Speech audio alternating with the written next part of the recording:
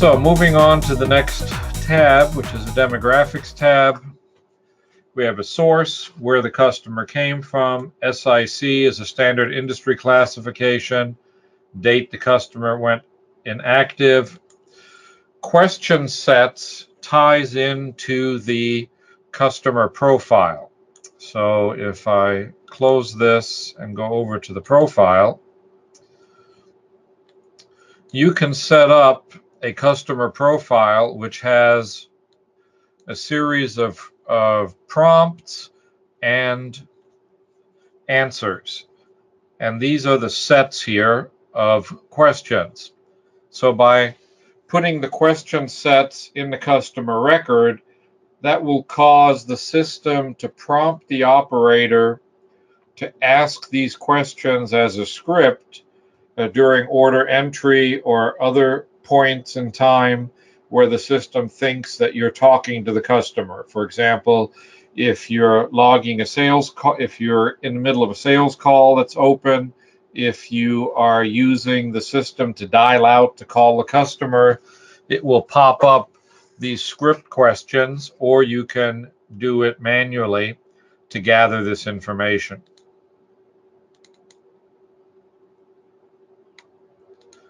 And here's where you put the question sets in. The code field is just a free-form field or table-driven field for whatever you'd like to use it for. The sales rank and sales and margin rank fields are updated by a nightly job that tells you where the customer is in sales ranking and where the customer is in margin ranking. Number 1 is the highest ranked margin customer. Number 1 in sales is the highest ranked sales customer. Then you have first quote, first sale, first order, historical information. You've got 5 code fields. Again, these can be renamed to set whatever field name that's relevant for your company. You have filter fields, which is the same sort of thing. These are used on some reports for filtering. Again, they're 1-character fields that can be used for recording any sort of information that you want.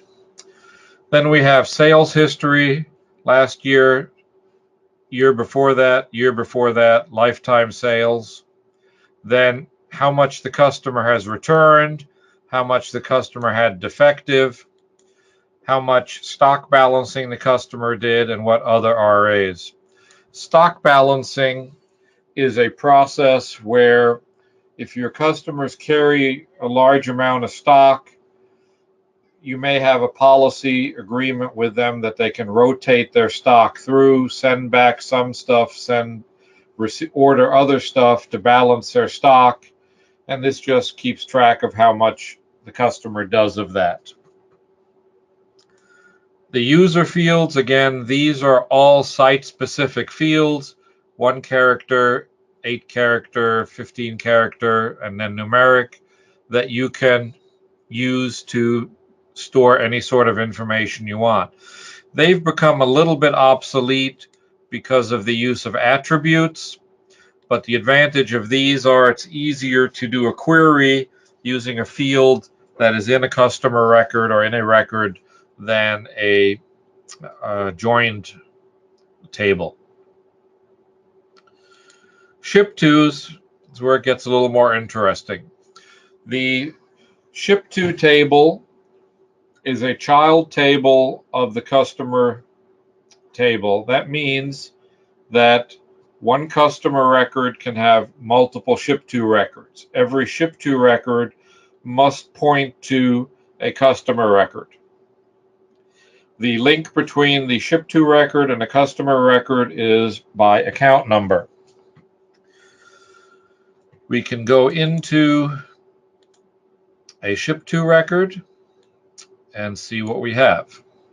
The account number, the ShipTo ID is an internal counter that just uniquely identifies it.